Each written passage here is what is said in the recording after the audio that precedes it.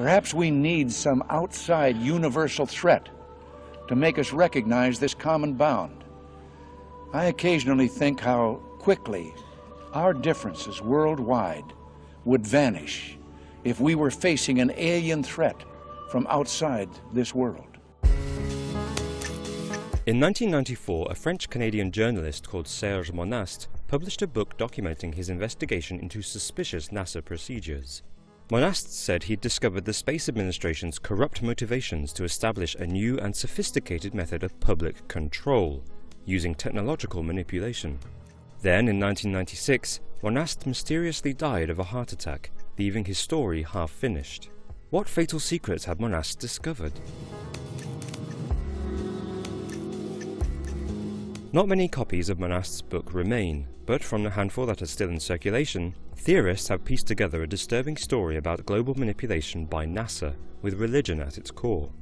It might seem contradictory that a large scientific organization would show an interest in religion. But religion is a powerful force. It is a precious amalgamation of faith, culture, and sacred beliefs, which seek to answer what it means to be human. And it is through organized religion that people worlds apart can be united under their shared faith. But the aspects that make religious practice so beautiful, its customs, rituals, and behaviors, are also what give it the potential to be a dangerous and manipulative force. According to Monast and theorists that have continued his research after his death, NASA is attempting to implement a new world order, using organized religion as a means of controlling the masses. At the core of Project Bluebeam is the establishment of a global New Age religion.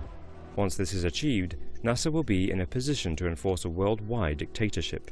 Monast said there are 4 stages to Project Bluebeam, which will enable NASA to fulfill its new world order. Stage 1. Destroy popular religion. The first stage in Project Bluebeam is to begin the breakdown of popular religion.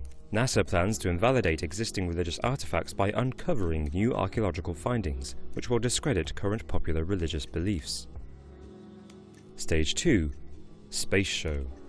Using advanced light technology, NASA will project a giant holographic display across the sky, big enough for the whole planet to watch. NASA's huge 3D hologram will be a dazzling spectacle for the people on Earth below, and will feature the most prevalent gods within our society. The gods will then merge into NASA's creation of the true God before the very eyes of its global audience. This colossal holographic form will trigger the dissolution of all modern social and religious order, leaving the gates open for NASA to enforce its new religion and new world order. Stage 3. Audio communication. NASA will make contact with its audience using extremely low-frequency waves to imitate the voice of God. Stage 4. Global unification. NASA will then use their holy illusion to convince every nation that an alien invasion is imminent. Survival will require the unification of all governments under one centralized authority, and so a new world order is born. Holograms, world domination, and the annihilation of popular religion. Project Bluebeam sounds too crazy to be true, and it just might be. Proponents of Monast's theory believe that developments in light technology are signs that we are getting closer to harnessing the capability to soon put on this enormous holographic show.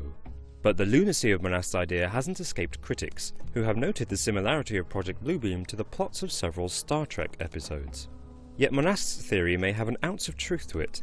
In actual fact, the US government once toyed with implementing a similar plan during the Gulf War, to project a holographic image of Allah over Baghdad, in order to urge the Iraqi people to rise up against dictator Saddam Hussein. The plan never materialized, of course, but perhaps it fed the imagination of a journalist eager to make his mark on the conspiracy landscape.